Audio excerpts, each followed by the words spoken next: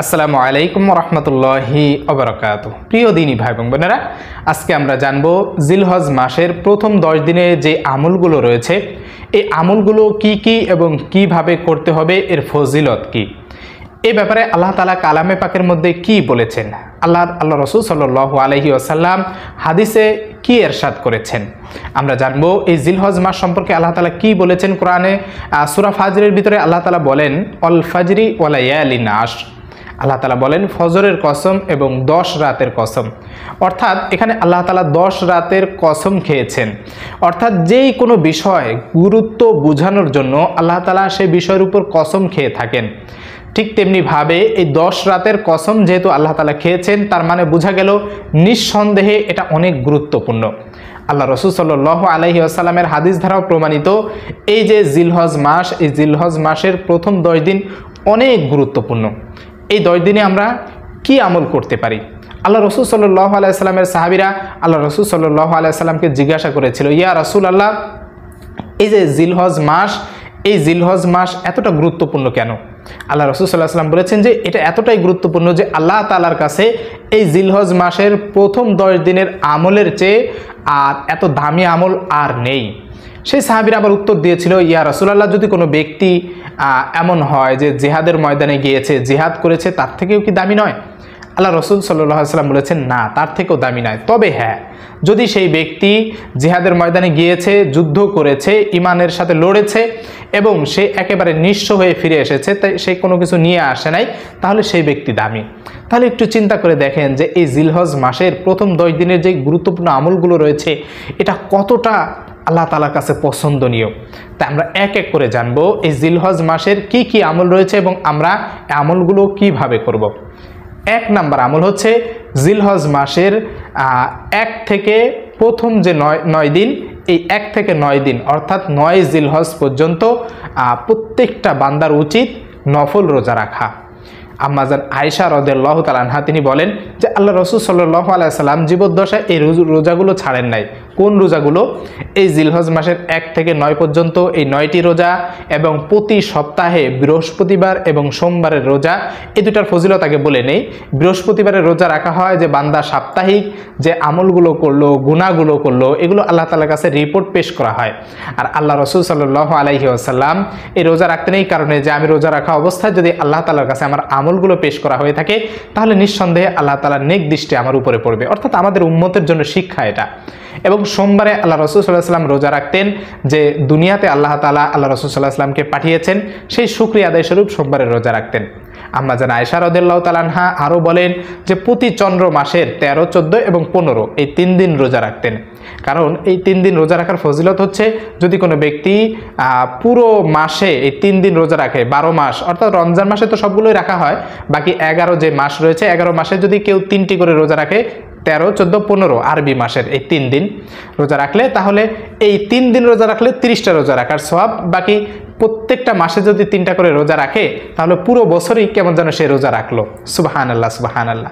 এ কারণে আল্লাহ রাসূল সাল্লাল্লাহু আলাইহি ওয়াসাল্লাম বলেছেন যে তোমরা চন্দ্র মাসের 3টি রোজা কখনোই ছাড়ার চেষ্টা করবে না। চাইলে এই রোজাগুলো তোমরা রাখলে আল্লাহ তাআলা তোমাদের পুরো বছর রোজা রাখার সওয়াব দান করবেন ইনশাআল্লাহ।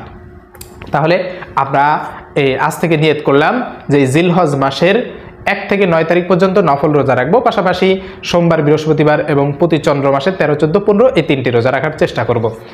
এরপরে আল্লাহ রাসূল সাল্লাল্লাহু আলাইহি ওয়াসাল্লাম বলেছেন যে তোমরা আরাফার দিনে রোজা রাখো, অর্থাৎ 9 জিলহজ রোজা রাখো। এই 9 জিলহজ রোজা রাখার ফজিলত হচ্ছে আল্লাহ রাসূল সাল্লাল্লাহু আলাইহি ওয়াসাল্লাম বলেন যে আমি আশাবাদী আল্লাহ তাআলার কাছে যদি কোনো ব্যক্তি, যদি কোনো বান্দা এই আরাফার দিনে তথা 9 জিলহজ রোজা রাখে, তাহলে আল্লাহ তাআলা তার পূর্বের এবং সামনের 1 বছরের গুনাহ মাফ করে দিবেন। সুবহানাল্লাহ, সুবহানাল্লাহ।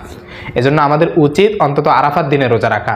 এখানে একটা প্রশ্ন থাকতে পারে যে আমরা বাংলাদেশে অবস্থান করি, আমাদের তো আরাফার দিন হয় হচ্ছে 9 জিলহজ, কিন্তু সেদিন কুরবানি হয়ে যায় সৌদি আরবে, তাহলে সেটা তো তাদের 10ই জিলহজ হয়ে যায়।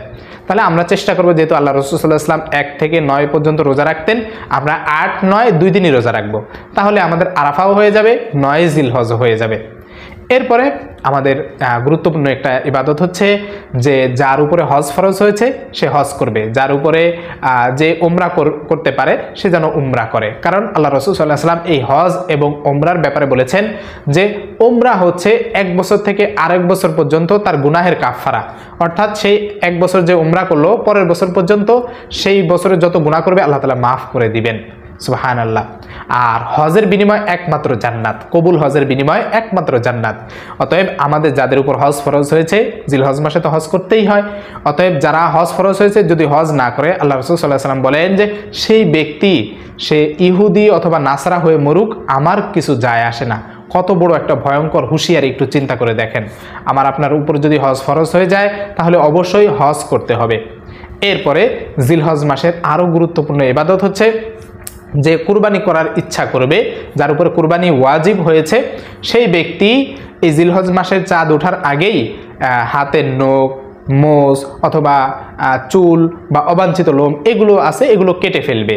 এই জিলহজ মাসের চাঁদ ওঠার আগে কেটে ফেলবে। এরপরে কুরবানির করার আগ পর্যন্ত সে এগুলো কাটা থেকে বিরত থাকবে। এই মধ্যবর্তী সময় এগুলো সে কাটবে না। এটা হচ্ছে তার সুন্নত আমল। আমরা এই আমলটা যারা কুরবানি করব এটা করার চেষ্টা করব। অনেকে আমরা ইতিমধ্যেই এই আমলটা করে ফেলেছি, কারণ আমরা অনেকে নিয়ত করেছি কুরবানি করব, যারা নিয়ত করেছি তারা তো স্বাভাবিকভাবেই এই আমলটা করে থাকি। এরপরে আমল হচ্ছে এই জিলহজ মাসে যেহেতু অধিক গুরুত্বপূর্ণ এই প্রথম 10 দিন আমাদের উচিত বেশি বেশি করে কোরআন তেলাওয়াত করা। এরপরে জিলহজ মাসের আরও একটি গুরুত্বপূর্ণ ইবাদত হচ্ছে বেশি বেশি করে জিকির আজগার করা। আমরা সব সময় চেষ্টা করব যে কোনো কাজ করি, মহিলারা ঘরে রান্না বান্না করি, এরপরে ঘর ঝাড়ু দেই বা খাতা বালিশ ইত্যাদি এগুলো ধুই। তো এই যে দুনিয়ার যত সাংসারিক কাজ, আমরা এই কাজ করা অবস্থায় আমরা জিকির আজগার করব।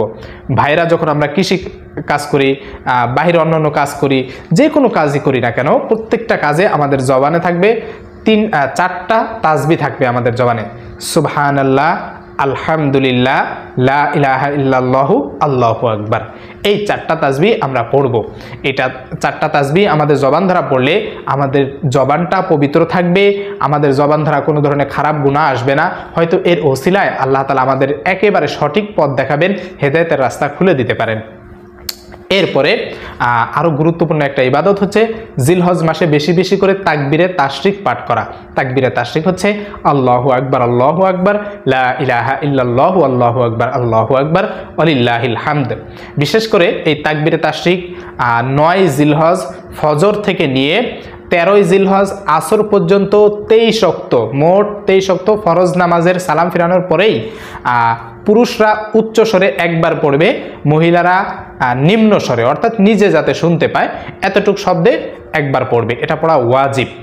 মনে রাখবেন 9 জিলহজ ফজর থেকে 13 জিলহজ আসর পর্যন্ত মোট 23 ওয়াক্ত ফরজ নামাজের পরে এই তাকবীরে তাশরিক পাঠ করবে।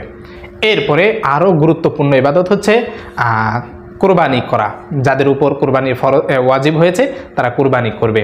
কুরবানি স্বাভাবিকভাবে আমার উপর ওয়াজিব হলে আমি তো কুরবানি করবো, এটার জন্য তো আমাদের আল্লাহ তাআলা নেকি দান করবেনই, পাশাপাশি আরও যেই সওয়াবটা দিবেন আল্লাহ রাসূল সাল্লাল্লাহু আলাইহি ওয়াসাল্লাম বলেন যে যেই পশু দ্বারা কুরবানি যেই পশু কুরবানি করবে ওই পশুর শরীরে যতগুলো লোম আছে আল্লাহ তাআলা তার ওই পরিমাণ লোম পরিমাণ আল্লাহ তাআলা তাকে নেকি দিয়ে ভরপুর করে দিবেন। সুবহানাল্লাহ, সুবহানাল্লাহ। এজন্য আমাদের উপর যাদের ওয়াজিব হয়েছে কুরবানি, আমরা কুরবানি করার চেষ্টা করব ইনশাআল্লাহ। এরপরে আরও একটি গুরুত্বপূর্ণ ইবাদত, এই আমলগুলোর পাশাপাশি আমরা তওবা ইস্তেগফার পাঠ করব। যত বেশি পারি আমরা তওবা ইস্তেগফার পড়ব। আল্লাহ রাসূল সাল্লাল্লাহু আলাইহি ওয়াসাল্লাম দৈনিক কমপক্ষে 70 বার তওবা পড়তেন, অথচ আল্লাহ রাসূল সাল্লাল্লাহু আলাইহি ওয়াসাল্লাম কিন্তু নিষ্পাপ ছিলেন। তারপরেও তিনি কেন এতবার পড়তেন? কারণ যাতে কোনো গুনাহ তাকে স্পর্শ না করতে পারে। এজন্য আমরা চেষ্টা করব যে তওবা ইস্তেগফার বেশি বেশি করে পড়া। এর দ্বারা একটা ফজিলত নয়, বরং এর দ্বারা গুনাহ মাফ হয়, রিজিকের অভাব দূর হয়, অভাব অনটন দূর হয়, ঋণ পরিশোধ হয়, যত প্রকার বিপদ আপদ কঠিন রোগ বালা মুসিবত সব কিছু আল্লাহ তাআলা এই বান্দা দূর করে দিয়ে থাকেন এই তওবা ইস্তেগফারের দ্বারা। তা আমরা চেষ্টা করব জিলহজ মাসের যেই গুরুত্বপূর্ণ আমলের কথাগুলো জানলাম এই আমলগুলো করার চেষ্টা করব। আল্লাহ তাআলা আমাদের সেই আমল করার তৌফিক দান করুন।